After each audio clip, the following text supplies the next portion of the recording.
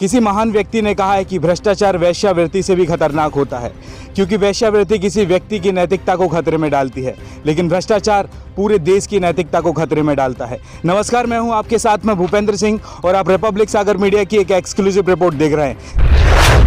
जैसा कि आप देख रहे हैं कि अभी हमें ईसरवाड़ा के हायर सेकेंडरी स्कूल में ये उसका प्रेमाइसिस और पीछे आप देख सकते हैं कि ये पूरी स्कूल दिखाई दे रही है। इस स्कूल का तकरीबन 2 एकड़ का हिस्सा यहाँ के विद्यार्थियों के प्लेग्राउंड के लिए अलॉट किया गया है। अब जैसा कि आप देख सकते हैं कि जो 2 एकड़ का रकबा इस स्कूल के लिए दिया गया है, जहाँ पे विद्यार्थियों का प्लेग्राउंड होना चाहिए था, यहाँ पर कृषि उपज का केंद्र यहाँ पर बनाया जा रहा है। जैसा कि सूत्र बताते हैं, जो कृषि उपज के लिए जो भी ज़मीन का अलॉट हुआ है वो कहीं और पर हुआ है, लेकिन वहाँ पर इसका निर्माण न करके इन सब जगह पर इसका निर्माण कराया जा रहा है।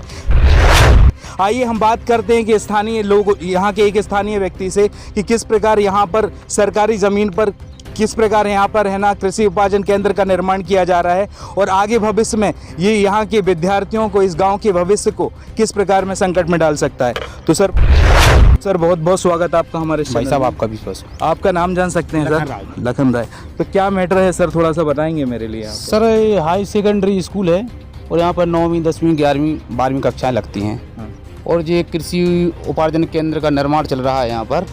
इससे बच्चों का भविष्य खतरे में है। जब जो तुलाई यहाँ पर चालू होगी तो यहाँ पर 3 गांव लगते हैं, ईश्वरवाड़ा, बेरखेड़ी और हनोता, और लगभग 1400 किसान हैं।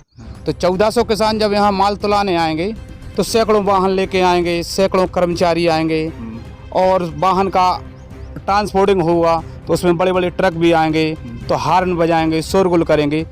और मार्च, अप्रैल, मई इसी महीने में खरीदी होती है और इसी महीने में बच्चों की परीक्षाएं चलती हैं। तो बच्चों की परीक्षाएं पूरी तरह बाधित हो जाएंगी, उनका भविष्य अंधकार में चला जाएगा। यही कहना है सर इससे। और भी जगह है सरकारी गांव में, कहीं भी बना सकते हैं इसको, कहीं भी कोई भी जगह। जैसे कि है ना हायर सेकेंडरी स्कूल है, 2 एकड़ का रकबा यहाँ की स्कूल के लिए अलॉट किया गया है। कलेक्टर साहब ने अलॉटमेंट किया था 2 एकड़ का। 2 एकड़ का 2009 में। 2009 में यहाँ पर जैसे कि देखा जा रहा है कि कृषि उपज केंद्र बन रहा है। तो यहाँ के ग्राम पंचायत, यहाँ के सचिव का क्या कहना है?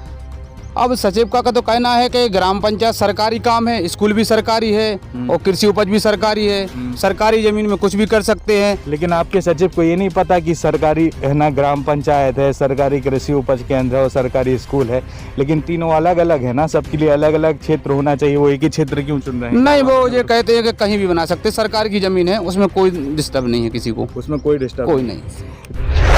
जैसा कि आपने सुना कि यहाँ पे सचिव का कहना है कि अगर सरकारी ज़मीन है तो उसी सरकारी ज़मीन में स्कूल का भी निर्माण किया जा सकता है, उसी सरकारी ज़मीन में कृषि उपज केंद्र का भी निर्माण किया जाता है और उसी ज़मीन पर यहाँ पर सुलभ शौचालय का भी निर्माण किया जा सकता है।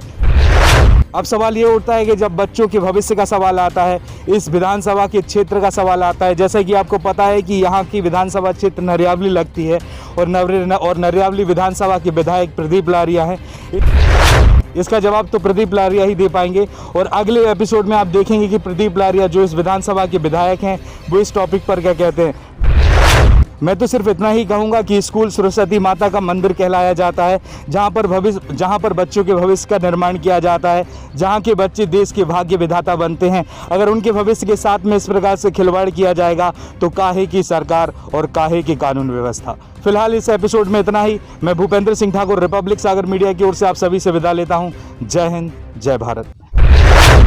ज्वेलरी खरीदना कोई बड़ी बात नहीं है, बिना नुकसान के खरीदना चाहिए। टाइम पर खाए बिना, सेहत पर ध्यान न देकर, फैमिली के लिए समय न देकर मेहनत से कमाया हुआ पैसा क्या ऐसे ही जाने दे सकते हैं? सोना क्या सिर्फ सजने संवरने की चीज़ है? बच्चा पैदा होने से लेकर बड़ा होने तक हर प्रकार से हम उसके लिए सेविंग करते हैं। सोना, चांदी, हीरा या किसी भी प्रकार की सेविंग स्कीम हो, आखिर आपकी मेहनत का ही पैसा है। आपके परिवार के एक सदस्य की तरह बता रहा हूँ, एक ज्वेलरी को लेने के लिए पूरा दिन लग जाता है। दामों को कम से कम 4 दुकानों से कंपेयर कीजिए। मार्केट में मिल रहे अलग अलग ऑफर्स को अपने दिमाग में रखकर कंपेयर कीजिए। आखिर कोई भी ज्वेलरी हो, सही दाम से 1 रुपये भी ज़्यादा ना दे, आखिर आपके मेहनत का ही तो पैसा है। इन्हीं सब बातों को ध्यान में रखते हुए सागर शहर में श्री हनुमंत छाया ज्वेलर्स लेकर आया है आभूषणों की एक अनुपम श्रृंखला। हीरा, सोना, चांदी या किसी भी प्रकार के आभूषण हो, ग्राहकों के विश्वास को कभी नहीं टूटने देता, क्योंकि सच्चा सोना और कुशल कारीगरी का ही नाम है हनुमंत छाया ज्वेलर्स। तो बिना देर किए हुए आज ही संपर्क करें श्री हनुमंत छाया ज्वेलर्स, मेडिकल कॉलेज के आगे, तिली रोड, सागर, मध्य प्रदेश।